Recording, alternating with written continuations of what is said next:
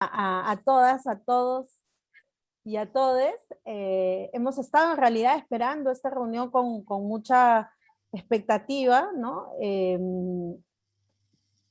Ay, acá pasó algo, salió algo acá. No, que se está grabando. ¿Sí? No hago nada, ¿no? Perdón. Hemos estado esperando mucho esta reunión en realidad, organizada por la plataforma América Latina Mejor Sin TLC, con el objetivo de poner en discusión, poner toda esta perspectiva de la lucha por el acceso y el desarrollo de las tecnologías médicas, que como bien está planteado, priorice la salud colectiva y no las ganancias de las corporaciones. Lo cierto es que la pandemia ha avivado, y creo que ahí vamos a coincidir todos de diferentes países que estamos acá, la pandemia ha avivado la crisis en nuestros países, en general la crisis económica, de salud, de educativa, ¿no? En fin, todas las crisis con las que convivíamos todo este tiempo. Pero creo que hay una cosa que hay que valorar y es que también la pandemia ha puesto sobre el tapete esta discusión de la salud, ¿no? Esta discusión de la salud que ahora, yo digo siempre afortunadamente, atraviesa casi todo, ¿no? Casi todos los temas, ¿no? Ya no es posible ahora hablar de extractivas sin hablar de salud, ya no es posible hablar de economía sin hablar de salud, no es posible hablar de educación sin hablar de salud, y creo que eso es un asunto muy importante que tendríamos que considerarlo y tomarlo y acogerlo para trabajar algunos de los temas y fortalecer algunos de los temas que nos interesan de todas maneras, ¿no? La pandemia nos ha puesto, como decía, sobre la mesa este tema, nos ha mostrado además a la mala cómo actúan los grandes monopolios en lo referente a la salud. Nunca, y coincidiremos creo ahí también, se ha hablado tanto, por lo menos desde Perú lo puedo reconfirmar, se ha hablado tanto sobre patentes, sobre propiedad intelectual y con ello obviamente sobre el libre mercado, ¿no? Sobre licencias obligatorias, que era un tema que acá hemos trabajado, hemos tenido una lucha muy grande, pero nunca se logró que esté tanto sobre la mesa como ahora, y eso finalmente también es una oportunidad. Un poco en esa lógica es que hoy día nos estamos reuniendo para poder conversar alrededor de estos temas, y tenemos dos especialistas. Tenemos a Lorena Dillano. Lorena es de la Fundación GEP y de la Red Latinoamericana por el Acceso a Medicamentos, la RedLAM, y a Pedro Villardi, del Grupo de Trabajo de Propiedad Intelectual de la Red Brasileña por la Integración de los Pueblos, la REBRIP. Cada uno de ustedes tendrá entre 15 y 20 minutos. Si les parece, yo les puedo avisar unos minutos antes para que vayan cerrando, digamos, su exposición, y para poder pasar a un momento de intercambio, ¿no? Un diálogo, algunas preguntas, algunos comentarios, y poder enriquecer un poco más así el debate. No me tomo más tiempo. Nuevamente, buenas tardes con todos y con todas y con todos. Y empezamos con Lorena, ¿te parece? Sí, sí. Bueno, muchas gracias por la introducción. Bueno, gracias a todas, a todos y a todes por estar hoy acá y por interesarse en este tema. Bueno, un poco la idea es discutir el hoy, ¿no? En qué situación estamos hoy, pero para eso voy a brindarles algunos conceptos. Algunos de ustedes a lo mejor ya lo conocen, pero brindarles algunos conceptos que tienen que ver de cómo llegamos a este momento actual, ¿no? Y entonces también en ese sentido explicar un poco sucintamente, porque es un tema bastante complejo, pero es un tema sumamente político porque nos atraviesa a todos, y todos hoy estamos, digamos, en alguna situación determinada sufriendo, digamos, el impacto negativo de este sistema de propiedad intelectual que se globalizó a partir de la creación de la Organización Mundial del Comercio en los años 90, en una movida neoliberal muy fuerte que hubo, y en donde, bueno, los países industrializados, desarrollados, que tenían estructuras industriales y costumbres, nos impusieron a todo el mundo, literal, a los países en desarrollo, a los menos desarrollados, este tema de la propiedad intelectual en todas las áreas de la tecnología. Y entonces, contarles que la propiedad intelectual en realidad lo que está haciendo es reconocer un derecho a un inventor o una inventora sobre un producto o un procedimiento, ¿no? En todas las áreas de la tecnología. Un poco de la idea detrás era promover la innovación tecnológica. Nosotros nos vamos a referir a la salud, más allá del resto de las tecnologías que por ahí tienen otras implicancias. A nosotros nos interesa que hoy nos focalicemos en el área de salud, en el impacto que, digamos, esta propiedad intelectual ha tenido en el acceso a las tecnologías médicas, en el desarrollo y el acceso, en ambos aspectos.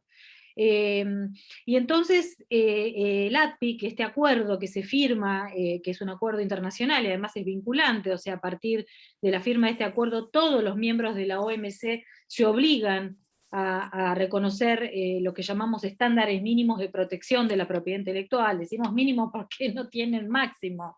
Sí hay un mínimo en el caso de las patentes farmacéuticas, un mínimo de 20 años, que se le otorga a ese inventor, que lo otorgan los estados. Las patentes son territoriales, es decir, si bien se firma el acuerdo a nivel internacional, cada país debe adoptar una ley y reconocer a nivel nacional esas patentes, que van a tener, como digo, una vigencia de 20 años. Esos 20 años otorgan derechos de exclusividad, y esto es de excluir a otros. Y acá me gustaría un poquito explicar, porque muchas veces me parece que queda esto como fuera del entendimiento, ¿cómo se hace efectivo un derecho que nos otorga una patente? ¿Qué es este derecho de excluir a otro? ¿Cómo hago yo, por ejemplo, Lorena, que obtengo una patente sobre un medicamento, en este caso, cómo lo hago efectivo? Y lo hago efectivo litigando contra aquel que viola lo que yo tengo patentado a mi nombre, ¿se entiende? De esa manera es que, digamos, se terminan haciendo efectivo. Por eso el sistema en sí está preparado, aunque nos quieran hacer pensar otras cosas, está preparado realmente al ser un sistema global, o sea, patentes que uno que vive en Argentina, ponele, vamos a decir en Estados Unidos porque sería mucho más real, puede tener una patente en distintos lugares del mundo. Entonces es un sistema que está preparado para empresas multinacionales que tienen la capacidad de defender esos derechos, de excluir a otros, ¿no? En todos los países. Porque yo recuerdo cuando acá en Argentina, en los años anteriores de un gobierno neoliberal que tuvimos, que por suerte nos sacamos de encima, estaban promoviendo que Argentina entrara al Tratado de Cooperación de Patentes, el PCT, ¿no? Y entonces la diputada, que en ese momento era, bueno, por supuesto, de la línea neoliberal del gobierno, decía, las pymes, ustedes fíjense de dónde empezaba, decía las pymes argentinas, pequeñas, medianas empresas, que en ese momento, por toda la debacle que hubo en la economía, no podían pagar ni siquiera la luz y el gas, porque habían aumentado miles por ciento y no se podían ni mantener. Lo que decía esta diputada, para que entráramos a este Tratado de Cooperación de Patentes, que es administrado por la OMPI, la Organización Mundial de Propiedad Intelectual, y que permite que alguien presente una patente, una solicitud de patente a nivel internacional en Ginebra, y desde ahí designe los estados donde va a querer presentar su patente. Entonces estos acá promoviendo, Argentina no es parte del PCT, decían que si Argentina entraba, las pymes iban a beneficiar porque iban a poder ir a Ginebra iba a ser más barato ir a Ginebra y, bueno, patentar su invento, y entonces desde ahí designar, por ejemplo, no sé, China. Entonces a mí se me ocurría, una pyme que no puede ni siquiera pagar la luz y el gas, ponele que junte el dinero para ir a Ginebra a presentarse a través del PST. ¿Qué pasaría si designa a China como, como uno de los países donde quiere tener su patente, su invención bajo monopolio, bajo estos derechos exclusivos, y una gran empresa china le viola el derecho? ¿Cómo haríamos? ¿Cómo haría esa pyme? Tendría que buscar abogados chinos que litiguen en chino, en un sistema jurídico chino, en chino. La verdad que a todas luces esto no tiene ningún asidero, o sea, como argumento para impulsar a que un país entre en el PST. ¿Qué quiero decir con esto? Que este sistema, además, es un sistema que tiene todas las características para que las multinacionales, o sea, no es para cualquiera, las multinacionales farmacéuticas, que detrás de las cuales detrás están los fondos de inversión especulativos, los fondos buitre, como BlackRock, Paul Singer, y que cotizan en la bolsa de Nueva York, y para eso están, y muchas de estas empresas que detentan las patentes no tienen ni siquiera plantas de producción, sino que tercerizan la producción de lo que tienen bajo, lo único que hacen son negocios. Entonces, lo que hicimos en los años 90 firmando este acuerdo es crear una arquitectura de la impunidad, le decimos, para que estas empresas hagan negocios. Y ya podemos decir hoy en día, en el marco de esta pandemia, donde vemos que, más que nada con las vacunas, ¿no? La escasez de vacunas, ha sido creado a favor de las ganancias de las empresas y en detrimento de la salud. Y entonces, ¿qué pasó desde que adoptamos este sistema? Pasó que en nuestros países en desarrollo, que la mayoría no reconocíamos patentes sobre productos farmacéuticos, tuvimos que instalar nuestras oficinas de patentes y empezamos a recibir una proliferación de solicitudes de patentes, en principio patentes secundarias, meros desarrollos incrementales que según el sistema no podían ser patentadas porque ya estaban en el dominio público y demás sobre ciertas moléculas, meros desarrollos incrementales de esos digamos, medicamentos que ya existían, con algunos cambios o a lo mejor combinaciones de drogas y demás. Esas fueron las primeras patentes que comenzamos o solicitudes que empezamos a recibir. Es decir, es un abuso del sistema, porque el sistema pide innovación y la verdad que no, desde el principio que no estamos viendo real innovación. Un mínimo porcentaje de las solicitudes de patentes que se presentan en las oficinas de nuestros países cumplen con los requisitos porque no cualquier producto o procedimiento es patentable. Según tanto el ADPIC y según las leyes de patentes tiene que ser nuevo. Es decir, no debe estar en el estado de la ciencia, no debe estar publicado en ningún, depende del sistema, ¿no? Argentina, por ejemplo, adopta el sistema internacional, no debe estar en ningún país publicado.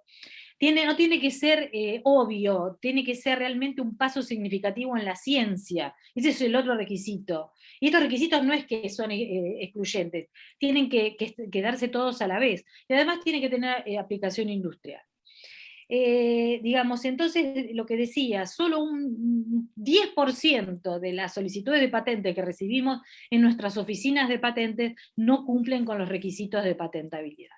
Y esto es un abuso que la sociedad civil ha venido trabajando a través de herramientas que están dentro del mismo sistema, que más allá de esta protección que les explicaba, tenemos lo que llamamos las salvaguardas de salud. La industria y algunos teóricos les gusta llamarles flexibilidades, ¿no? Que es la posibilidad de, yo digo, administrar el sistema de patentes de manera tal que favorezca la salud pública.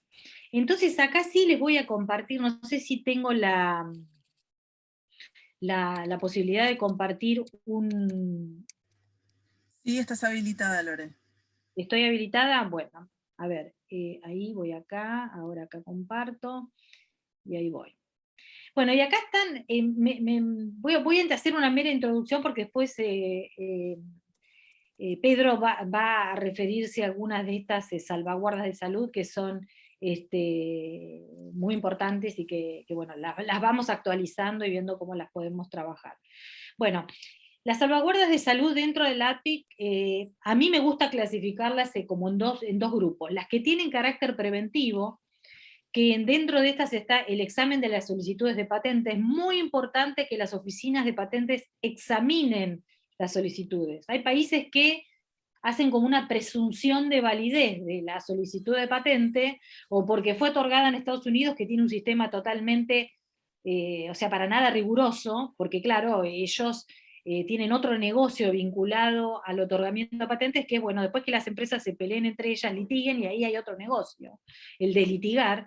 Pero para nuestros países es muy importante, porque las patentes son extranjeras. Lo importante es que las oficinas de patentes examinen si realmente se cumplen esos requisitos que yo les decía, de novedad, actividad inventiva y aplicación industrial. Y ahí es cuando nos damos cuenta, analizando, que no cumplen, la mayoría, el 90% no cumplen con los requisitos. En Argentina, también quiero hablarles de los criterios de patentabilidad rigurosos, que esto está permitido, no me acuerdo del artículo del APIC, pero está permitido que los países hagan una interpretación de qué es novedad, qué es actividad inventiva. Y entonces ahí, por ejemplo, tenemos el ejemplo de Argentina, que ha sido hasta ahora, ha demostrado ser el más efectivo, fue adoptado en el 2012, son las guías de patentabilidad, que básicamente dicen qué es patentable y qué no en materia de farmacéutica, ¿no? Entonces, por ejemplo, voy a dar unos ejemplos bien simples para que podamos entender. Por ejemplo, las guías de patentabilidad dicen, si combinamos distintas drogas que ya o están en dominio público, o tienen patente, o tuvieron patente, o nunca se pudieron patentar porque son anteriores, si las combinamos, las combinaciones de drogas ya existentes, no son patentables, porque no son nuevas. O sea, un especialista en la materia puede hacer esa combinación. Entonces, directamente la guía de patentabilidad dice, esto no es patentable. Esto es muy importante porque son criterios de patentabilidad rigurosos en cuanto a la novedad de actividad inventiva, y que le dan las pautas al examinador, pero no solamente al examinador, sino también al que solicita, y también a la sociedad civil o a los terceros que hacemos las oposiciones, porque nos basamos en esas normas para decir, bueno, esto es patentable y esto no. Bueno, les puedo dar otros ejemplos, pero no me quiero extender mucho en esto, pero tengamos en cuenta que acá estas son de carácter preventivo y están permitidos por el API. Y la otra herramienta que para nosotros ha sido sumamente importante en nuestro programa que tenemos en JEP de acceso a medicamentos, lo que llamamos oposiciones o observaciones de terceros, que es la posibilidad de que cualquiera que tenga un interés pueda participar en ese proceso de examen de la solicitud, aportando argumentos y pruebas de que no se cumplen con los requisitos de novedad en la actividad inventiva. Y la verdad que hemos encontrado, como les digo, nosotros como organización no tenemos la capacidad de analizar las miles de solicitudes de patentes que entran en la oficina de Argentina, porque esta es parte también de la estrategia, ¿no? Llenar de miles de solicitudes para que nunca tengamos la capacidad, ni siquiera en los estados, de poder hacer los análisis, y entonces queden como expedientes acumulados sin saber qué es lo que hay ahí. Porque cuando entra un expediente al INPI y espera su turno para ser tratado, nadie sabe si eso que son todas descripciones de moléculas, hojas y hojas, miles de hojas, explicando todo con un lenguaje muy, muy técnico, químico, la tecnología que se pretende patentar, pero nadie sabe que eso está vinculado a un medicamento que resulta que el Ministerio de Salud necesita para salvar vidas, ¿no? Entonces el rol de la sociedad civil, usando estas oposiciones que hacemos, es llamar la atención de la oficina de patentes y decirle, mire, primero, este expediente se refiere a tal o cual droga, y es muy importante para la salud pública, y además también en muchos casos ofrecemos elementos como, por ejemplo, los precios que están siendo ofrecidos esos medicamentos en el mercado que necesitan comprar los distintos subsistemas del sistema de salud. Entonces, hemos hecho varias oposiciones en Argentina acá, como ya llevamos como 13 distintas sobre VIH, hepatitis C y también sobre COVID, pero más que nada, más allá yo les quiero mostrar la siguiente diapositiva que José María siempre no sé cómo hago acá, para que se vea más grande. Fíjense ustedes, acá este es un listado de distintas oposiciones que hemos hecho sobre...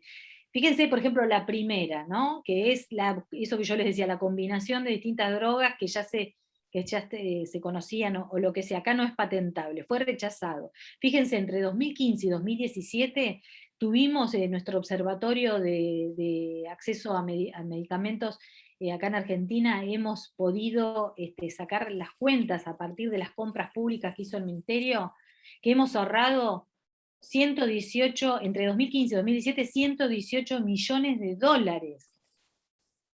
Esto es un montón, es un montón. Bueno, y lo mismo con otras que no me voy a explayar porque realmente lo que quiero transmitirles es que si no hay patentes, puede haber producción, promovemos la producción local, porque si hay una patente de un extranjero, dependemos de que pasen esos 20 años para poder fabricar, o que nos haga una licencia, que en general no nos quieren transferir la tecnología, y si no hay patentes, podemos tener producción local, podemos tener competencia de precios, y baja realmente el precio. Estos ahorros que les estamos mostrando en esta tabla, tiene que ver con haber comprado, haber sustituido el genérico versus el original que el Ministerio venía a comprar. Entonces, ya para pasar a las que para mí son de carácter reparador, son aquellas que llamamos licencias obligatorias, que después Pedro va a hablar, y que tienen que ver con, bueno, ya está otorgada una patente, ¿qué hacemos con esta situación? Y ya para cerrar, y para realmente, o sea, esto hasta acá les estuve contando cómo es el sistema, qué distintas partes tiene, cómo lo vinimos hace más de 10 años trabajando con las mismas herramientas del sistema. Nadie nos puede decir, acá hay una palabra en Argentina que usamos, que la está trosqueando, ¿no? Porque el otro día escuchaba a alguien que decía, no, ustedes quieren romper todo. No, mira, hace más de 10 años que estamos trabajando con las mismas herramientas del sistema. ¿Saben qué? Estamos producto por producto, país por país, y no logramos resolver los problemas. Y el sistema ha traído problemas de falta de innovación, problemas de monopolios y aumento de precios, en algunos casos, al principio se hablaba de los pobres, ahora ni siquiera los países ricos pueden comprar. Y una cuestión nueva que aparece ahora en la pandemia, para mí nueva, que es sumamente notoria, que es la escasez. Porque la apropiación de la tecnología por estas empresas hacen que no haya transferencia y que hoy nos falten las vacunas, nos faltan las vacunas porque no se está utilizando toda la capacidad de producción que tenemos instalada a nivel global. O aquella capacidad que por ahí puede ser siendo adaptada. Sabemos que, por ejemplo, Pfizer en Alemania adaptó una planta de producción para hacer su vacuna en 4 meses, o sea que esto tampoco es que, bueno, dentro de 50 años, no. Si hay voluntad política y hay financiamiento, se pueden adaptar las plantas, se puede transferir la tecnología, y por eso es que empezamos a trabajar esta campaña que ustedes seguramente habrán escuchado, que es Liberen las Patentes, ¿no? Que lo resumimos, nosotros que trabajamos, que por eso somos expertos en este tema, es decir, Liberen las Patentes es como muy cortito, pero era más fácil para que la gente, las personas que no conocen este tema así en profundidad, puedan entender, ¿no? Liberen las patentes, y no es la patente de los autos, como decía, no es que no vamos a pagar más la patente de los autos, sino que lo que vamos a hacer es promover la transferencia de tecnología, o sea, limitar esos derechos de las multinacionales farmacéuticas, estos fondos especulativos de inversión, que se han apropiado de esa tecnología, para que esa tecnología pueda ser transferida y podamos en todas las plantas de producción que tengamos, por ejemplo acá en la región, Brasil y Argentina tenemos una gran capacidad para producir, podríamos estar produciendo para la región, mientras se instalan en distintos países o se recuperan capacidades que se han ido desmantelando por gobiernos neoliberales, como ha pasado en Colombia, donde hay capacidad de recurso humano para producir, por ejemplo, vacunas, pero se han desmantelado las plantas, porque el neoliberalismo nos llevó a que este sistema del ARPIC sea el sistema predominante. Entonces, lo que plantea esta campaña es justamente, es mucho más amplio que vacunas y patentes, como lo dijo Biden, sino que, India y Sudáfrica ya por octubre de 2020 presentó en la OMC, que es donde hay que discutir este tema, porque cuando empezó la pandemia veíamos que todo esto se discutía en la OMS, Organización Mundial de la Salud, que no tiene ninguna jurisdicción en materia de patentes. O sea, no puede hacer nada más que gestiones de buena voluntad, que fueron todos esos CITA, COVAX y todo eso que vemos hoy que no funcionó. Lo que hay que hacer es ir a la OMC y plantear, digamos, cedimos, esto no sirvió, cedimos soberanía a los países, esto no sirvió, y entonces basta con este sistema, pero lo que plantea basta diría yo, pero la verdad que se está tratando de ver lo que es posible, ¿no? La discusión posible, que es para tecnologías de COVID, mientras dure la pandemia de COVID, y no solamente sobre vacunas, sino sobre medicamentos, todo tipo de diseños industriales, información no divulgada, digamos, es mucho más amplio, que puede haber libre acceso y, como decía, utilización de la capacidad de producción para todos. Pero bueno, cuando empezamos, India, Sudáfrica, se empezaron a sumar países, llegamos a lograr, no sé si más de 65 países patrocinadores de esta campaña. Yo la verdad no le tenía para nada fe, porque hace años venimos trabajando, pero bueno, la pandemia nos permitió, dentro de todo lo que nos trae de sufrimiento y pérdidas, también nos trae oportunidades, y entonces, hasta resulta que Biden un día dijo, tenemos que liberar las patentes de las vacunas. Habló solo de patentes y solo de vacunas. Pero para mí lo más importante en términos políticos de que Biden diga eso, de que la administración de Estados Unidos, el gobierno de Estados Unidos diga eso, es reconocer que el sistema no está funcionando para la salud pública. Esto es lo más importante. Bueno, ahí la Unión Europea que no, pero después empezó a dividirse.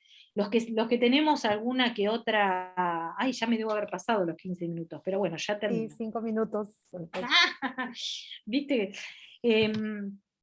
Los que tenemos alguna experiencia en participación así en estos organismos multilaterales de Naciones Unidas, sabemos que, por ejemplo, la Unión Europea, con un solo voto, o sea, se ponen ahí y te bloquean lo que quieren. No necesitan ir a sentarse todos los países miembros de la Unión Europea. Sin embargo, empezamos a ver que después de que Biden se expresó, empezaron algunos países a decir, uy, bueno, sí, yo también, nosotros también, Alemania sigue que no, pero bueno, empezó como a dividir. Y la verdad que hay una posibilidad de que los 2/3, esto lo dicen los estatutos de la OMC, las 2/3 partes de los miembros de la OMC voten, y la Unión Europea se puede dividir y cada uno tiene su voto, y realmente adoptar esta resolución. Sin embargo, en la última reunión, esto dijeron va a tomar mucho tiempo, en la última reunión vimos que fue seguida además de la reunión del G7, que bueno, que iban a empezar a donar lo que les sobraba, las vacunas que se acapararon en 10 países, mientras más de 130 no han recibido ni una dosis. Empezamos a ver que, bueno, ahora a través de donaciones, no sé si quieren frenar esta discusión. Para mí es un avance muy importante, y bueno, espero que pueda progresar. Me parece que por lo que veo en Argentina, cuando tratamos este tema de la campaña, la gente, no sé, no me gusta decir la gente, el pueblo, en general, piensa en lo que nos está pasando a nosotros. Los medios de comunicación cubren lo que nos está pasando a nosotros. Y la verdad que Argentina tiene 46 millones de habitantes, y hemos recibido más o menos 40 millones de vacunas y hemos estado vacunando por lo menos con una dosis a gran parte de la población, y entonces no nos damos cuenta que esta campaña en realidad es solidaridad internacional. No se trata de lo que podamos lograr los que más o menos tenemos un nivel de renta, como se dice, medio, y que más o menos nos la vamos rebuscando y a cuentagotas vamos recibiendo las vacunas, sino de lo que se trata es de pensar en aquellos que no tienen agua, no tienen barbijos, no tienen instrumentos para dar respuesta a las personas que se infectan, como la mayoría de los países de África, y que esta medida de suspensión de la propiedad intelectual en la OMC tiene que darse, bueno, lo más urgentemente posible. Bueno, disculpen si me extendí un poco, y quedo a disposición para cualquier conversación, que eso es lo que me gustaría dar, conversación con los participantes. Muchas gracias. No, está muy bien, Lorena. Creo que además no me daba para decirte tiempo, porque además creo que era muy importante todo lo que estabas diciendo y necesario también tocarlo. Más bien seguimos, Pedro, para después poder sí seguir con un diálogo. Claro. Buenas tardes, todavía tarde a todos y todos. Es un gustazo estar con ustedes en ese evento. Muchas gracias, Lorena, por la charla y por todas las informaciones. Siempre muy bueno escucharte. Bueno, entonces me toca a mí hablar un poco de lo que está pasando acá en Brasil en términos de acceso a medicamentos y vacunas y propiedad intelectual. Bueno, acá en Brasil tenemos una situación muy complicada en términos políticos, un presidente genocida que no tiene ningún respeto ni por las personas que están vivas ni por las personas que han muerto por la COVID-19. Así que entendiendo un contexto en lo cual estamos nosotros todavía en 2020, el grupo de trabajo sobre propiedad intelectual, y si yo puedo, me gustaría hablar un poco de ese grupo. Es un colectivo de organizaciones de la sociedad civil que no tenemos ningún vínculo con la industria farmacéutica nacional, transnacional, pública, privada. Somos un colectivo de activistas, especialistas y organizaciones de personas viviendo con VIH, hepatitis C, y que ya hace casi 20 años trabaja ese tema de el acceso a medicamentos y propiedad intelectual, siempre desde el punto de vista del interés público. Y eso nos hizo llegar a la pandemia de COVID-19 con malas noticias para la gente, ¿no? Porque la gente decía, no, en breve vamos a tener vacunas, en breve van a tener vacunas. Y nosotros nos dice, che, mira, capaz que el mundo desarrolle vacunas en un espacio muy corto de tiempo, pero estamos seguros de que habrá una gran desigualdad en términos de la distribución de estas vacunas. Como hubo desigualdad en términos de la distribución de medicamentos para el VIH-Sida, como todavía tenemos hoy la cura de la hepatitis C. Y la gente con la hepatitis C en el mundo no está curada. Tenemos que recordarlo de eso, ¿no? Hay la cura para una enfermedad, para la cual no había la cura. Y las personas no están curadas. ¿Por qué? Exactamente porque hay precios muy altos que impiden el acceso de la gente a esas medicinas.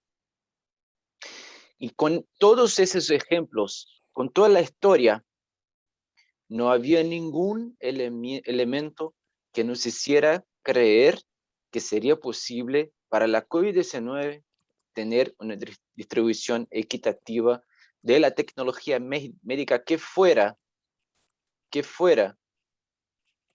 para todos los países. Si tomamos la H1N1, que bueno, hace 10 años, más de 10 años, Brasil fue un país que invirtió recursos, plata, para el desarrollo de esa vacuna. La vacunación en Brasil, la campaña, empezó 9 meses después de que comenzó en Europa. ¿Cuáles eran los elementos que haría cualquier persona en el mundo creer que en esta crisis sanitaria, justo en esa, las transnacionales farmacéuticas iban a cambiar totalmente su postura histórica? ¿Cuáles eran los elementos? Y les contesto, ningún. Hicieron siempre lo que hacen: lucrar con la muerte de las personas. Ese es su negocio, es lucrar con la muerte. Y tenemos que decir también que los gobiernos de los países desarrollados hicieron lo que siempre hacen: mantuvieron sus relaciones coloniales, racistas, y están dejando a la gente en los países de la África, del sudeste asiático, acá nosotros de América Latina, sin acceso a las vacunas. Eso nosotros ya sabíamos en 2020 que iba a pasar. Y parece una cosa, si ya nosotros dijimos, nosotros avisamos, pero no fuimos nosotros de la sociedad civil, fue la historia. Y hace un par de meses, poco más, 3, 4 meses, que yo estuve en un debate, en una audiencia pública, donde estaba ahí un representante de la industria farmacéutica. Bueno, no de la industria farmacéutica, porque son unos cobardes y jamás participan de los debates, envían sus abogados, ¿no? A quien pagan muy bien para pasar vergüenza en la frente de las personas. Y ese tipo, que es un abogado muy famoso acá en Brasil, siempre defendió los intereses de la industria, en el mismo día que Brasil completaba 400.000 personas muertas por COVID-19, él tuvo el coraje de decir que las patentes no eran un problema para el acceso. En ese día, de las 400.000 personas muertas, él dijo esa frase: no, pero las patentes no son un problema para el acceso. Imagínense. Y yo le contesté que la postura de él era igual a la postura de Bolsonaro. Porque quien niega el problema, niega la solución. Eran los dos negacionistas. Yo no sé si hay esa palabra en español. ¿Hay? ¿Negacionista? Sí hay. Gracias. Son los dos negacionistas. Bolsonaro niega la ciencia, niega la salud pública, niega que hay un virus letal que tiene que ser combatido, y ese tipo niega que las patentes son un problema para el acceso a medicamentos y otras tecnologías de salud. Y bueno, que nosotros de Brasil, claro, respaldados por toda una comunidad internacional de activistas como Lorena, José María y nuestros amigos de Perú, de Colombia, que siempre nos ayudan mucho a pensar qué podemos hacer en nivel local, pero basándonos en las experiencias del nivel regional y global. Que era justamente que si ese no es el momento para las licencias obligatorias, ¿cuándo será? ¿Cuándo será? Y bueno, estudiamos mucho y buscamos en High Level Panel de las Naciones Unidas sobre acceso a medicamentos, ideas de cómo hacer la licencia obligatoria una política de Estado. Y acá yo quisiera hacer un paréntesis sobre la importancia de decir qué es una política de Estado. La política de Estado es una política pública que sobrevive a gobiernos que la quieren destruir. Y eso es el ejemplo del Sistema Único de Salud en Brasil, del SUS. Sin lo cual el Brasil tendría, qué sé yo, 1 millón de personas muertas por COVID-19, si no tuviéramos un sistema de salud pública. Y el SUS es una política de Estado, es una política que está en la Constitución. Y nuestra intención en abril de 2020 fue intentar convertir las licencias obligatorias en una política de Estado. ¿Cómo pensamos en hacerlo? En Brasil, y me parece que en casi todos los países del mundo, hubo una declaración de emergencia de salud pública. Los gobiernos decretaron que era un estado de calamidad, era un estado de emergencia de salud. Y siempre que, bueno, yo espero que no pase tan temprano, pero si hay nuevamente una otra pandemia, una otra epidemia, una otra emergencia de salud pública, habrá un otro decreto. Y nuestra idea fue conectar las licencias obligatorias a ese decreto de emergencia en salud pública. El mecanismo era lo siguiente. We're waiting for an order that hasn't arrived. ¿Perdón? No, me parece que fue un comentario. Bueno, si pueden mutear los micrófonos, sería bueno. Gracias. O sea, que si bien empezara una emergencia nacional de salud pública o internacional,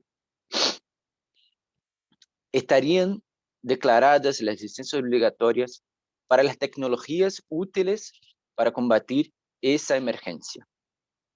O sea, que no pasa por una decisión de gobierno, no pasa por una decisión del Parlamento, no pasa por una decisión del sistema judiciario. Es una decisión del Estado brasileño, que no pueden haber monopolios mientras vivimos una situación de emergencia en salud pública. Lorena habló sobre el TRIPS waiver, y si podemos hacer una adaptación, sería como un mini waiver, un waiver nacional. No, esa era nuestra intención. Era el proyecto de ley 1462 y 1320 de 2020. Y a lo largo del año pasado hicimos más de 100 reuniones con diputadas, diputados, asesores. Logramos el apoyo de la Organización Mundial de la Salud a esos proyectos de ley. Y me parece que llegamos cerca de establecer ese entendimiento, pero el proyecto no fue votado. En 2021, sí, 2021, sí, el año que estamos. Sí, la pandemia, bueno, Lorena, bueno,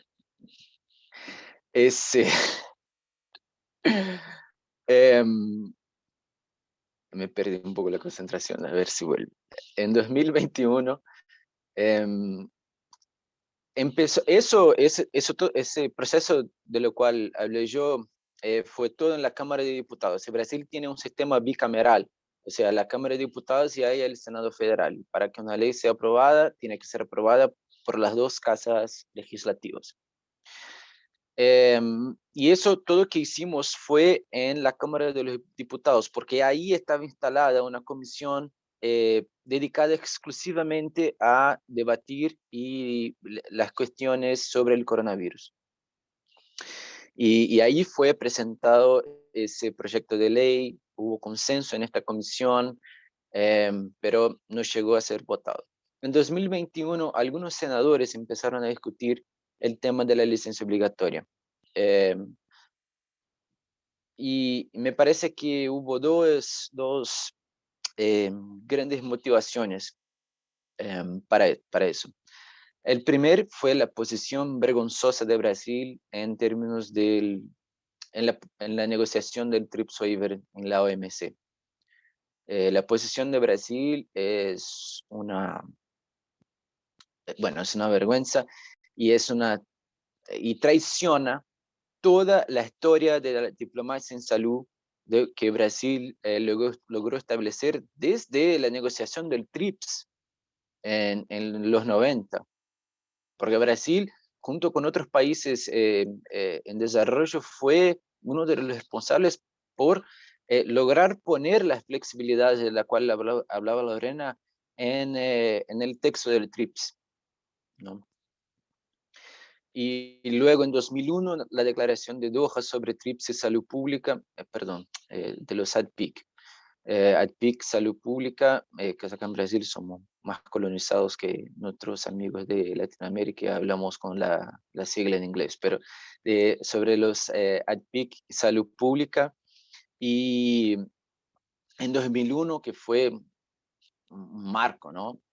Y luego todos los procesos de buscar otras formas de incentivar la innovación en la Organización Mundial de Salud. Brasil en todos esos momentos fue protagonista. Y ahora, justo ahora, en esta grave crisis sanitaria, Brasil se pone en contra de la propuesta de India y Sudáfrica. Brasil se pone en contra. Y les digo, no sería necesario que Brasil tuviera un gobierno de izquierda.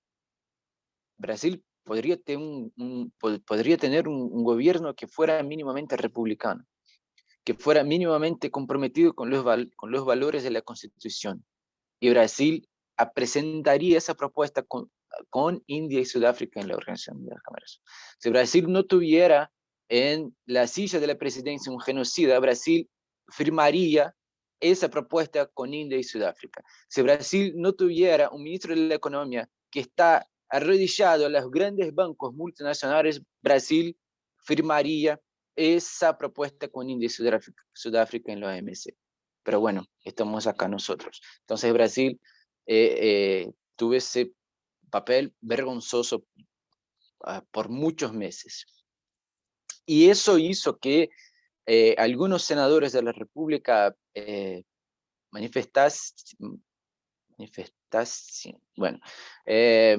pusieron muy en acuerdo con la posición de Brasil y empezaron a poner el tema de las licencias obligatorias acá en el país, también como una forma de presionar que el gobierno cambiara su posición internacionalmente.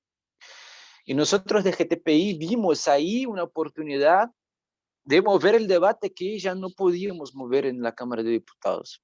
Y fue por el Senado Federal que logramos en el 29 de abril de 2021 aprobar una ley sobre licencias obligatorias. Bueno, esa ley que fue aprobada en el Senado Federal, la ley 12 de 2021, no tiene nada que ver con la propuesta de hacer que la licencia obligatoria fuera una política de Estado. No tiene nada que ver. Pero al mismo tiempo, y eso es un desafío gigante de nosotros que estamos en el movimiento social, que es hacer que esa toma de decisión muy difícil entre qué vamos a apoyar. Ese proyecto de ley es suficiente bueno para tener nuestro apoyo. Y ahí viene una otra dificultad, porque ahí estamos como en la vanguardia en términos de ley de licencia obligatoria. Todo era muy nuevo. Y ahí viene nuevamente toda la solidaridad internacional de nuestras compañeras y compañeros del movimiento de acceso global para los cuales hicimos consultas. Mira, ¿y esa ley qué tal? Y tal cual nosotros muchos vieron que había muchos puntos positivos, como por ejemplo la obligación del titular de la patente de compartir toda la información necesaria para la reproducción de la tecnología. Eso no había en la ley brasileña. Y bueno, hay otros puntos. Pero hay una dimensión también que es la dimensión política. ¿Cuál es la importancia política de que el legislativo apruebe una ley sobre licencias obligatorias? Y eso sin entrar en los detalles de qué dice esa ley. Pero el mensaje es que es una ley sobre licencias obligatorias en la pandemia de COVID-19. O sea, hay un mensaje político de que sí, patentes son un problema para el acceso. Ese es el mensaje político de la aprobación de esa ley. Y eso es muy importante que sea dicho. Porque más allá de los detalles técnicos, que son sí muy importantes, porque son los detalles técnicos que van a determinar si efectivamente un país va a tener o no las herramientas para emitir la licencia obligatoria, pero ¿cuál es el mensaje político de la aprobación de esta ley? Y bueno, volvimos a la Cámara de los Diputados, y ahí sería muy, muy, muy difícil, porque la Cámara de Diputados, Bolsonaro tiene el apoyo de la Cámara de los Diputados, tiene mayoría ahí. Y ahí lanzamos una campaña que fue algo espectacular, que bueno, yo voy a tener que traducir, así que no suena tan espectacular, pero créanme que es espectacular, porque la palabra licencia en portugués quiere decir también permiso. Y como pedirle a alguien permiso es algo muy natural, ¿no? Y es algo que la gente entiende muy fácilmente. Entonces, la primera cosa es que llamamos la ley de la licencia obligatoria, no era más la ley de la licencia obligatoria, era la ley del permiso. Y hicimos una hashtag, porque somos cringe, que era la vida pide permiso. Y la ley de la licencia obligatoria sería la cosa que daría permiso a la vida. Y bueno, por medio de una plataforma de disparos de mail concomitantes, elegimos los parlamentarios más influyentes, y acá en Brasil tenemos una cultura que hay los líderes partidarios. No sé si hay eso en sus países, pero cada país tiene un líder que representa el partido en reuniones en la Cámara de los Diputados. Y estos líderes hacen como una orientación de la votación para los otros miembros del partido. Entonces, enfocamos, en Brasil son 513 diputados y diputadas. Es mucha gente, pero los líderes son 20 y pocos. Así que pusimos todo nuestro esfuerzo de incidencia en estos líderes. Y hablo estos porque son efectivamente todos hombres, aparte de una mujer. Y eso dice mucho sobre el sistema partidario de Brasil. Y por medio de esa plataforma de disparos directos de mail, en 5 días logramos enviar 580 correos para cada uno de esos líderes. Y al mismo tiempo buscando reuniones con cada uno de ellos y con las asesorías, y era gracioso porque los asesores decían, y los correos van a parar. Pero sí, cuando vote la ley, los correos paran. Y logramos una victoria gigante, porque tuvimos un placar de 425 votos favorables, en contra 15 en contra. Y estos 15 son los que fielmente defienden a Bolsonaro. Así que el gobierno mantuvo la orientación contraria a ese proyecto de ley. Y bueno, ahora ese proyecto de ley vuelve al Senado porque hubo alteraciones en el texto, y si el texto cambia, tiene que volver al Senado, que puede elegir entre el texto que fue aprobado en el Senado o el texto que fue aprobado en la Cámara. Quisiera yo solamente compartir algunos puntos positivos que trae el proyecto de ley.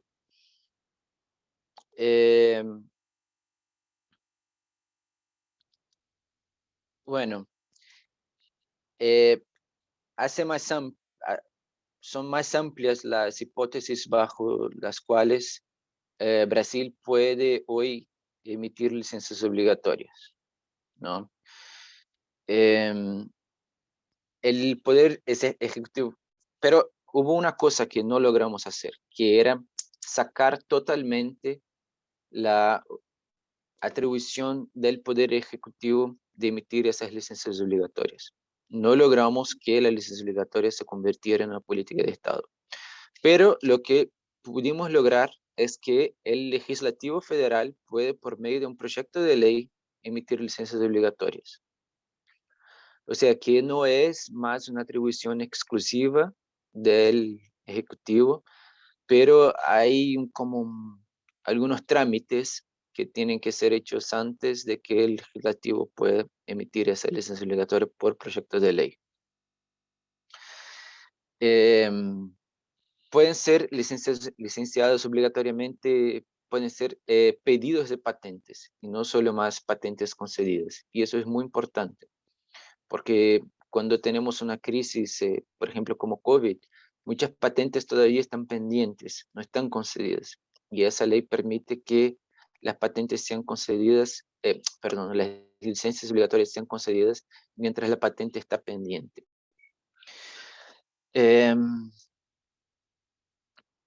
Y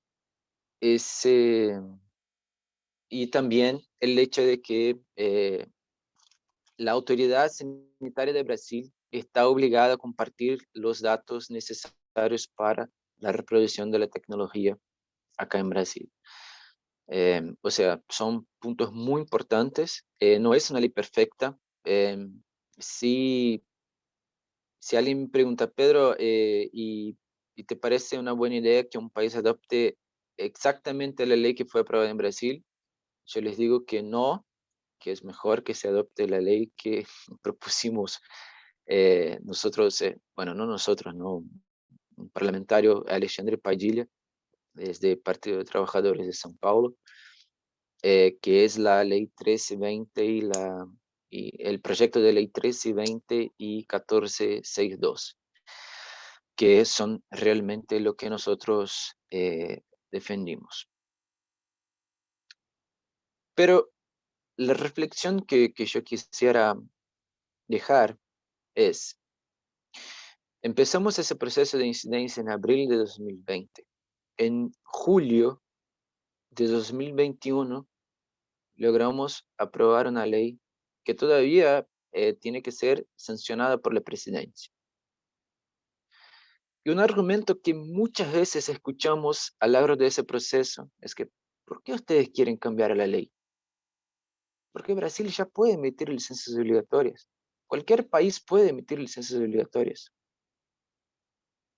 Yo digo, bueno, si fuera tan sencillo, Brasil hasta hoy emitió una licencia obligatoria para un medicamento para VIH en 2007. ¿Les parece tan fácil así? El Estados Unidos sacó el apoyo que había dado a Colombia para el proceso de paz cuando Colombia amenazó emitir una licencia obligatoria para un medicamento para cáncer. ¿Ustedes tienen alguna noción de qué eso quiere decir? sacar el apoyo al proceso de paz colombiano. Y nosotros acá en Latinoamérica tenemos totalmente la conciencia de qué quiere decir un proceso de paz en Colombia.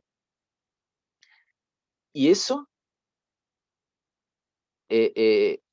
fue puesto como una moneda de cambio por una medicina de una empresa que era francesa o suiza, qué sé yo.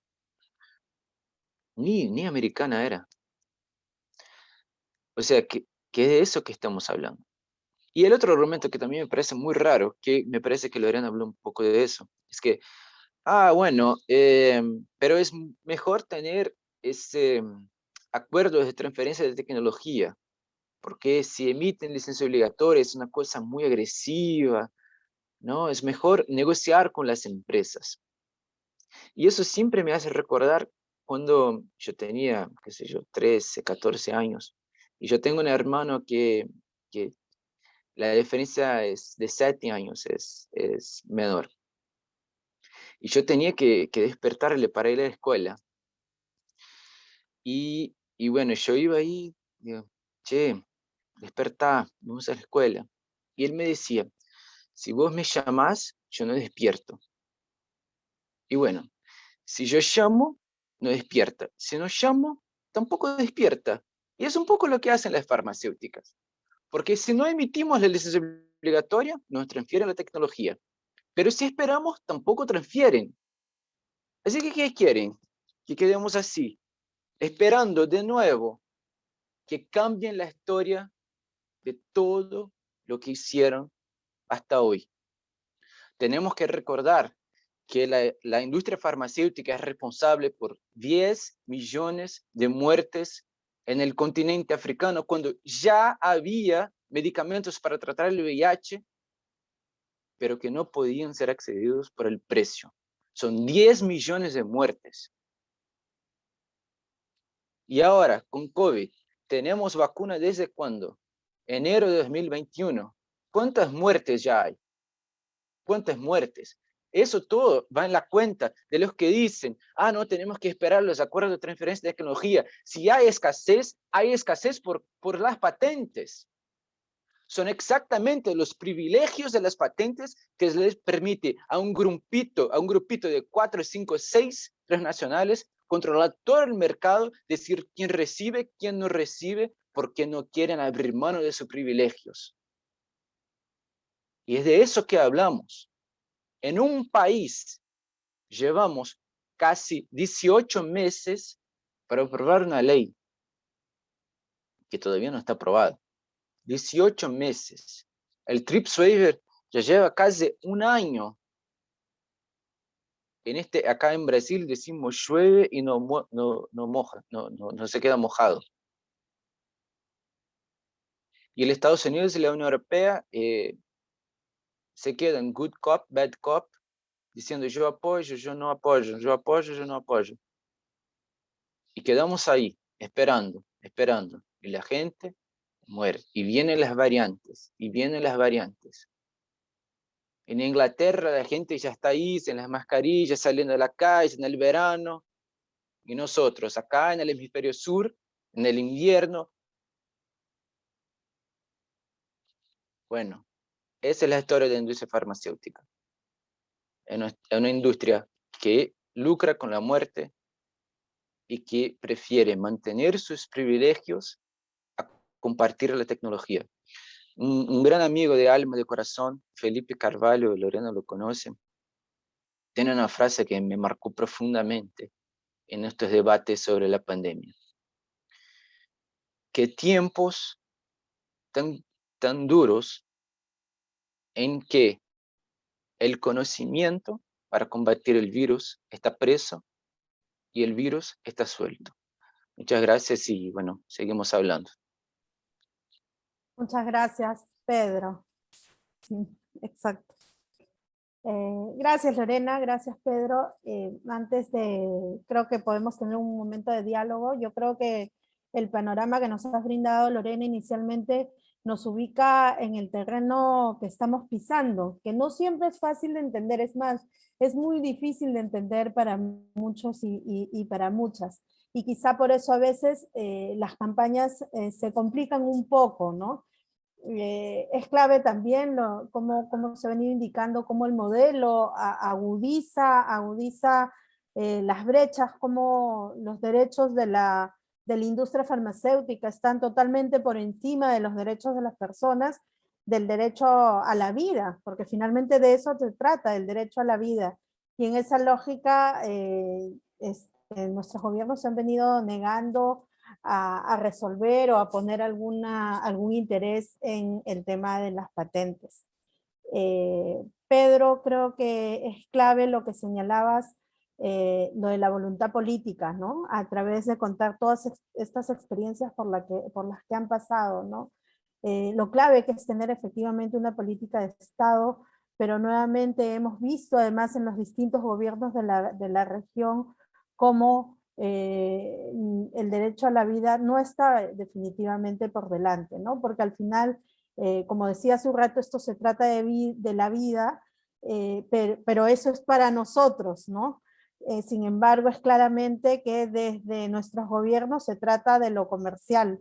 Cuando hablaba sobre la licencia obligatoria, venía a mí claramente el caso y la lucha de Perú por años sobre la licencia obligatoria de la Tazanavir, que se llevaba un presupuesto altísimo en la compra de medicamentos en el Perú, pero el gobierno amenazó que iba contra el acuerdo comercial con Estados Unidos, amenazó 1000 amenazas para no dar la licencia, y lo que finalmente buscó fue que ingresara una donación de Atazanavir desde el Brasil para no otorgarla y poder completar los medicamentos que se necesitaban, ¿no? Entonces, es claramente cómo se evidencia el actuar de nuestros gobiernos, a pesar de tener incluso una norma que finalmente no refleja una política, ¿no? Esa contradicción que existe de todas maneras, ¿no?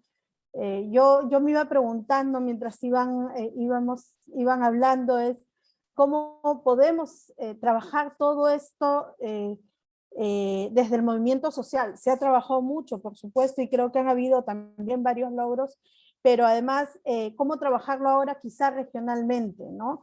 Que se incluyan además otros temas, o que se involucren muchos temas, ¿no? La política de apertura comercial, y hoy en día la pandemia, ¿no? Que, como bien decíamos, ha traído mucho este tema a colación, ¿no? Creo que es un momento clave. Justamente creo que la crisis nos ha puesto en un momento clave para trabajarlo, sobre todo regionalmente, pensando en una campaña más articulada, y con esa lógica de lo que bien decían, ¿no? Que las patentes finalmente son un problema para el acceso y por lo tanto para vivir, ¿no? Dejo abierto el espacio para intervenciones. Sería importante que cuando intervengan puedan decir su nombre y de pronto de qué organización son, para hacerles preguntas o comentarios a Lorena y a Pedro.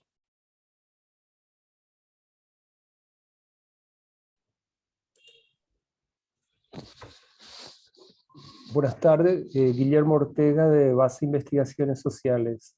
¿Qué tal? ¿Cómo están? Lorena y Pedro, muchas gracias por los aportes. Y a nosotros, ¿verdad? Justamente lo que dijo Lorena, lo de la solidaridad y por la dependencia que tenemos con respecto a las alianzas políticas que tenemos con los Estados Unidos, y eso hace, ¿verdad?, que no se pueda tener apertura hacia otros grupos y de países, ¿verdad?, que están produciendo la vacuna, como la de China, por ejemplo. Llegó a aceptar una donación de los Estados Unidos de casi 1 millón de vacunas. Con eso estamos en este momento intentando llegar a las poblaciones más jóvenes, de 18 años para arriba, que es un poco la forma en la cual está el Estado brindando la asistencia y el acceso a la vacuna. se tuvo, ¿verdad?, dinero suficiente como para garantizar la compra, pero como eso también estaba monopolizado por los países ricos, el acceso a la vacuna, ¿verdad?, no se pudo tener a tiempo y casi ponerle entre 100 a 150 personas han muerto, ¿verdad?, por la forma en la cual el Estado, el gobierno, organizó para confrontar esta pandemia. Y quería preguntar en ese sentido si Argentina, cuáles son las opciones que está teniendo para la fabricación del Sputnik y si esa fabricación lo está haciendo vía nacional o vía empresa privada. Entonces, con eso nosotros podemos garantizar por lo menos un acceso más rápido porque es Argentina muy cercano a nosotros en ese sentido. Entonces, eso básicamente es lo que quería preguntar y bueno, ojalá tengamos más con tiempo, ¿verdad?, para estos temas que es muy importante. Gracias, Yo no entendí Guillermo. muy bien la José, pregunta, es ¿quién está fabricando las vacunas en Argentina? Pero se aplica también a Brasil, yo no entendí muy bien, perdón. Lo que pregunté es, ¿quién lo fabricaría en Argentina? El Sputnik, que estaba en un acuerdo, si va a ser privado o va a ser nacional, público. y además les interesaba porque finalmente es un país vecino desde el cual se podría acceder también a la vacuna, ¿no, Guillermo? Así mismo, sí. Ujú. A ver, gracias, José María. De repente juntamos algunas preguntas para poder tener una segunda rueda.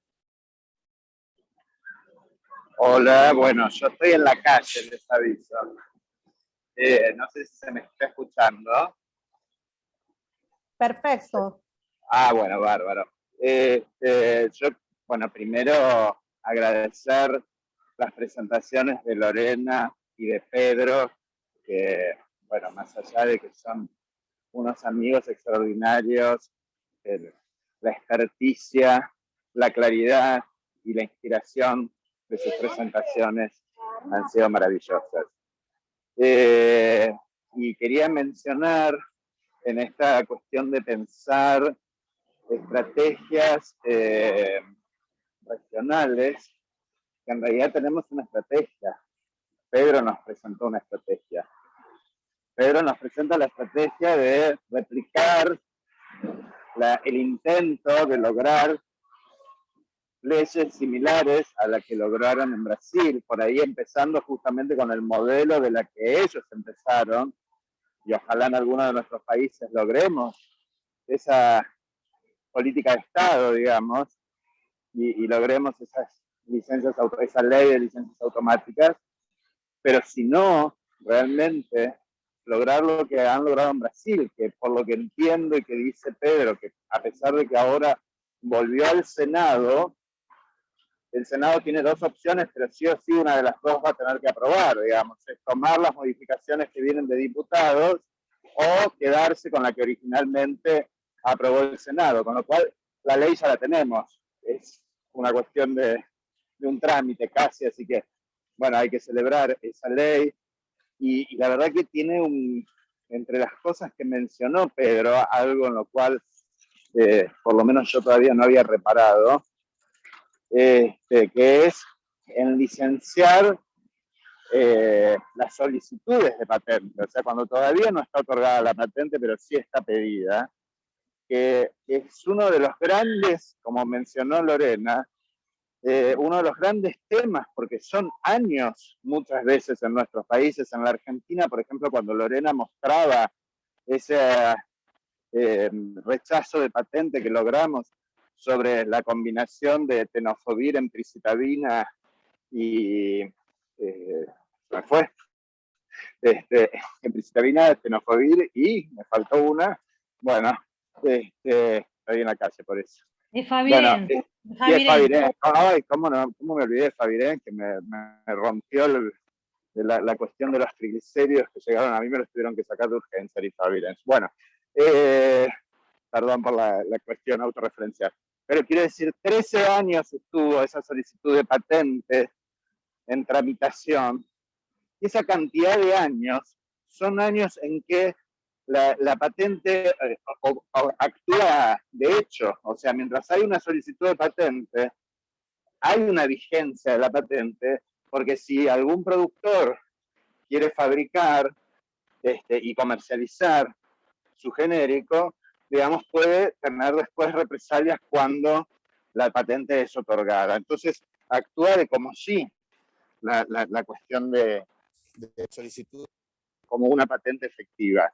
Entonces es fundamental eso. Entonces yo creo que lo que deberíamos hacer en nuestros países es intentar de manera similar en tratar de lograr leyes similares, por justamente algo que mencionó Pedro, que es el valor político que tiene del posicionamiento que significa desde el país respecto del fracaso del sistema ATIC. Bueno, nada más porque me estoy agitando, gracias. Gracias, José María.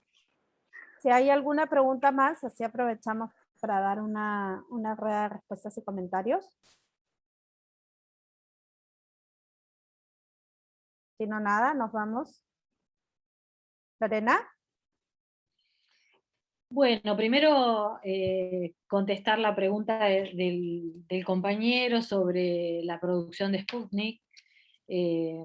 Bueno, Argentina, permítanme hacer esta aclaración, Argentina fue el primer país que confió dentro del tema geopolítico en esta tecnología rusa, que realmente, bueno, no solamente acá en Argentina en principio, sino también, bueno, en Europa y seguramente en sus países, ha tenido mucha contra, ¿no? Porque los rusos se caracterizan por hablar ruso, escribir ruso, registrar en ruso, y son un poco ensimismados, ¿no? Entonces, mucho, o sea, no habían publicado, por ejemplo, en The Lancet, que fue la gran apertura que se produjo en las mentes de aquellos que estaban en contra de esta tecnología. Acá hubo una diputada o una exdiputada, una dirigente de cuarta, ¿no? Pero que hizo una denuncia al presidente de la Nación por envenenamiento, por aceptar la Sputnik. Dicho esto, la producción de la vacuna Sputnik aquí empezó, y se trata de un contrato de transferencia de tecnología que logró un privado, que es Richmond, con el Instituto Gamaleya. Argentina tiene una gran capacidad en el sector privado, mucho mayor que en el sector de la red de laboratorios públicos, que también tenemos, pero también tenemos laboratorios biológicos que pueden ser utilizados para la fabricación de vacunas, así que esperamos que, bueno, el gobierno, más allá de sortear este momento en el que estamos, que hay que vacunar, vacunar y vacunar, en algún momento para lograr cierta sostenibilidad del tema vacunatorio, piense en que el laboratorio público también pueda fabricar, ¿no? Sin fines de lucro. Y esto me lleva un poco a hacer una reflexión con relación a cuál es la cuestión de fondo que estamos discutiendo acá, ¿no? Y tiene que ver con qué modelo de desarrollo de tecnologías médicas queremos o necesitamos como humanidad. La verdad que la pandemia nos encuentra con este modelo del APIC como el modelo predominante, que es el modelo que el mercado maneja a su antojo, ¿no? Y los estados corridos, ¿no? Porque el rol del Estado no puede ser simplemente de ser compradores activos de medicamentos o tecnologías médicas en general, caras, producidas o desarrolladas y producidas por el sector privado, ya sea multinacional, pero también el nacional, porque nosotros también tenemos un problema de precios con los nacionales.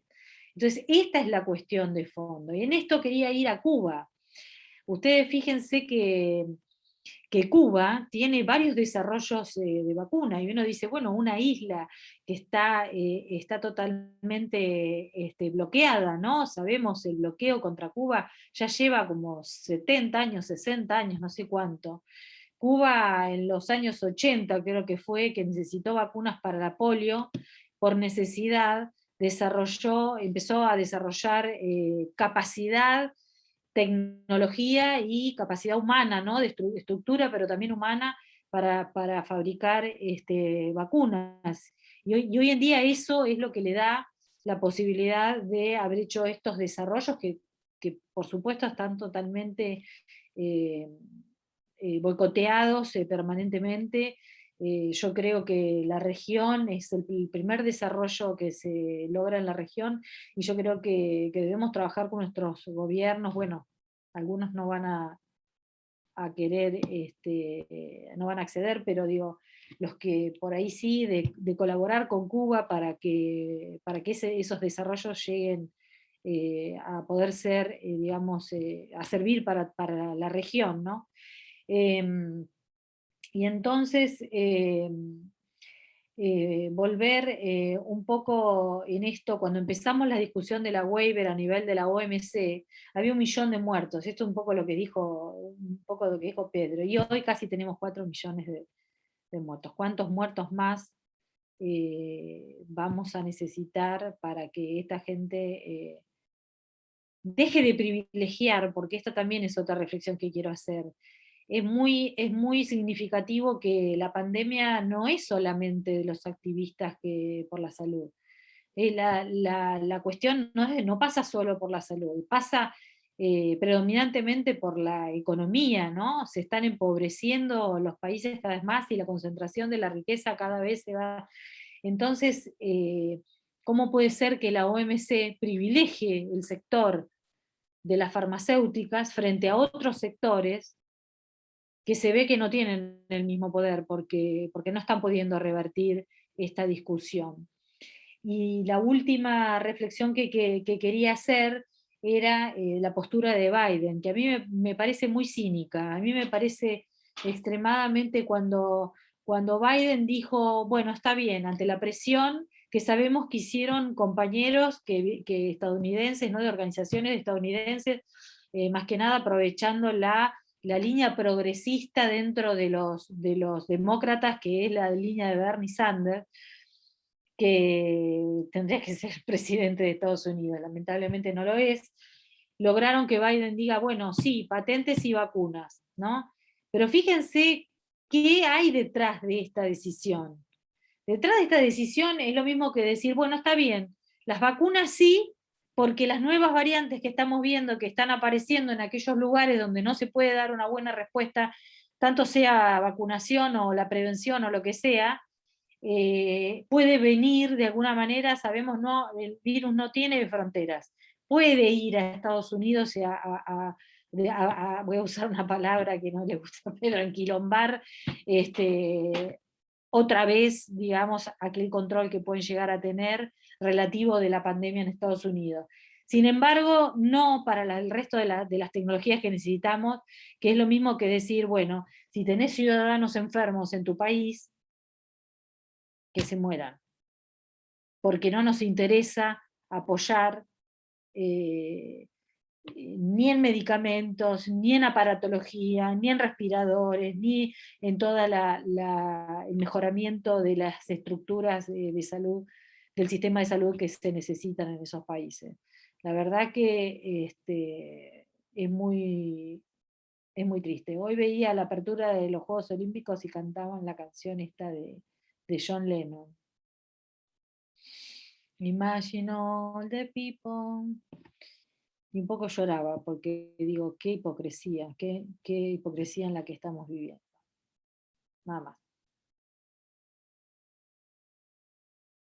Gracias, Lorena. Pedro, ¿algunos comentarios? Bueno, no sé muy bien lo que comentar después de lo que habló Lorena, ¿no? El hecho es que tal vez un comentario sobre esa cosa de la marca de de la vacuna, ¿no? Porque tenemos la vacuna de sarampión, yo no sé el nombre de las enfermedades en español, pero un montón de vacunas que tomamos desde que somos niños. ¿Alguien sabe alguna marca de alguna vacuna? Nadie sabe. Porque eso no es importante. Eso no es importante. Lo importante es que la vacuna esté donde tiene que estar. O sea, disponible para la gente. Eso es lo importante. Si es segura, si es eficaz y tenemos autoridades regulatorias en nuestros países para certificar eso, ya está. Si la autoridad de Argentina garantizó para su población que Sputnik V era seguro y eficaz, ya está. Si la autoridad de Brasil certificó que AstraZeneca, Oxford, Coronavac, que es Sputnik V, que son seguros y eficaces, ya está. La única que no tuvo certificación era la que el gobierno de Bolsonaro se empeñó mucho para comprar, que era la de Sinopharm, la Covaxin. No, Sinopharm no, la Covaxin, que no tenía la certificación de la autoridad sanitaria, pero que el Ministerio de Salud de Bolsonaro hizo mucho esfuerzo para comprar. Pero bueno, no quiero hablar de eso. Y sobre el tema de lo que hablaba José, me parece que sí, son aspectos muy importantes, pero hay el mensaje político. Y una cosa que me parece que yo no mencioné es cuánto nosotros logramos poner en el debate de Brasil el tema de la licencia obligatoria, ¿no? Tuvimos canales de televisión hablando sobre el tema, los grandes periódicos hablando sobre el tema, la radio hablando sobre el tema. Me parece, yo hablo así, me parece un viejo, ¿no? Que habla de la tele, de los periódicos, ¿sí? Y de la radio.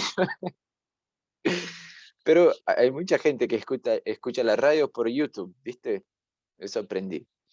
Pero también los podcasts, hicimos campañas en Twitter, hubo un expresidente que, bueno, la gente le quiere un poquito, se llama Lula, no sé si conoce, que tuitó sobre las licencias obligatorias, eh, y tuvimos mucho alcance. Y el debate sobre la licencia obligatoria en la agenda nacional subió mucho de nivel. Así que muchas organizaciones quisieron involucrarse en la campaña. Así que me parece que la aprobación de la ley es importante, pero como se suele decir, ¿no? Caminar es más que el camino. Eh, Así que el proceso fue muy rico, está siendo, en verdad, muy rico. Poder explicar para la gente qué quiere decir una licencia obligatoria, por qué es importante romper los monopolios, por qué los monopolios perjudican a la salud pública, qué nos enseña la historia de la salud pública, por qué estamos proponiendo eso ahora. Eso todo tuvimos la oportunidad de hablar muchísimas veces a lo largo de ese proceso. Y eran oportunidades que no estábamos teniendo. De nuevo, Felipe, Lorena sabe que Felipe y yo somos casi que un activista solo. Eh, Pensamos como de manera muy sincronizada. Y cuando nosotros estábamos ahí, qué sé yo, junio, julio del año pasado, y el debate a full en la Cámara de Diputados, y muchas reuniones y demandas de la prensa y todo eso, yo le dije a Felipe, y Felipe, si en diciembre de 19 yo te hubiera dicho, de acá en 6 meses vamos a estar hablando todos los días de licencia obligatoria, ¿me ibas a creer? Él dijo, no. Pero el tema es que el costo de hablar de licencia obligatoria fue un poco alto porque fue la pandemia. Pero es duro decirlo, pero la pandemia nos dio una oportunidad de poner temas que hacíamos, como decía Lorena, hacía mucho tiempo estábamos trabajando, y la gente no le daba mucha bola, porque parecía que eran unas cosas de algunos pocos que se preocupan con esas cosas de salud, y ahora ponemos de manera muy fuerte que la salud es un tema transversal, que está en todos los lados. En las patentes igual, ¿no? Pero yo no quería que hubiera una pandemia como esa para que tuviéramos la oportunidad de decirlo. Pero si hay, vamos a seguir diciendo y qué sé yo, establecer que realmente tenemos que hablar de las patentes, tenemos que hablar de los privilegios de los transnacionales y tenemos que hablar sobre las maneras que hay disponibles y si no hay disponibles, cómo hacerlas disponibles para que se reduzca la diferencia tecnológica entre los países para que eh, si algún día tenemos que vivir eso de nuevo, que no vuelva a pasar lo que está pasando, porque es desesperador. Es muy angustiante que hay países con 60%, 70% de su gente vacunada y hay países que no empezaron la campaña de vacunación con los profesionales de salud. Qué tragedia en cuanto a humanidad. Y es imposible conformarse con eso. Es imposible acostumbrarse con eso y creer que eso es normal. No, eso es un absurdo. Es inaceptable. Es inaceptable. Es una vergüenza para nosotros en cuanto a humanidad que esto esté pasando. Yo tengo una hija de 4 años. Qué sé yo, desde acá hace 10, 15 años me pregunta, pero papá, ¿cómo eso pasó? Y yo le voy a decir, bueno, hay un tipo de gente que quiere mucha plata y no le importa que los otros mueran. Es muy duro decir eso, pero eso es verdad. Y bueno, así que yo siempre estoy terminando diciendo, chiquis, coraje. Y vamos avante porque estamos al lado cierto de la historia y tenemos que seguir luchando. Fuerza, ¿eh? Gracias, Pedro. No sé si hay algún comentario, alguna pregunta más. No habiendo, de verdad, nuevamente gracias Lorena y Pedro, son unos capos realmente, creo que ha sido recontra útil las exposiciones que han tenido, los comentarios, las experiencias, que creo que eso es lo más valioso, como bien decía Pedro, vienen trabajando este tema hace tantos años y ha sido clave escucharlo desde ustedes todas estas cosas, ¿no? Una cosa que me quedó sonando que decías, Lorena, es que es cierto, es momento de tener cuál es la claridad de cuáles son los temas de fondo que queremos trabajar realmente, ¿no? ¿Qué modelo es el que queremos? ¿Qué modelo es el que necesitamos? Yo siempre repito eso, para la vida, porque creo que eso siempre se nos tiene que quedar, que todos estos temas se tratan justamente de la vida.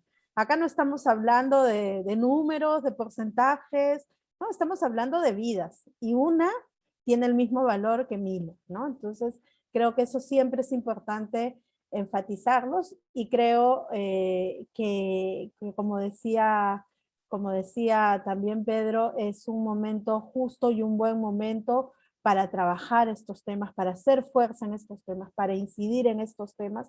Hay una oportunidad efectivamente para la incidencia en estos momentos. Suena medio raro, pero algo bueno siquiera nos trajo esta pandemia, esta oportunidad de poder poner estos temas sobre la mesa en todos lados y esta oportunidad de hacer incidencia. Y en este grupo y en este espacio creo que sería clave ver cómo continuar, ¿no? Yo creo que nos falta otro momento también de discusión para saber un poco más de las campañas. Yo en algún momento, en algunas conversaciones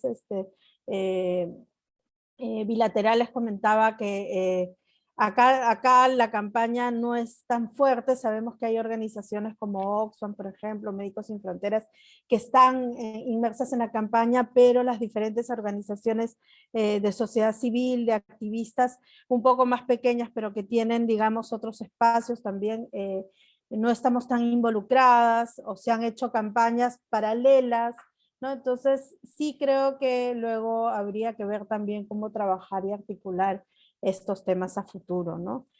Yo quisiera antes de despedirnos darle la palabra a Vanessa. Finalmente Vanessa es quien ha alentado también que tengamos esta reunión y ha organizado también esta reunión para que estemos todas y todos acá juntos. ¿Vane? Gracias, Ana. Bueno, agradecer muchísimo las exposiciones de Pedro y de Lorena.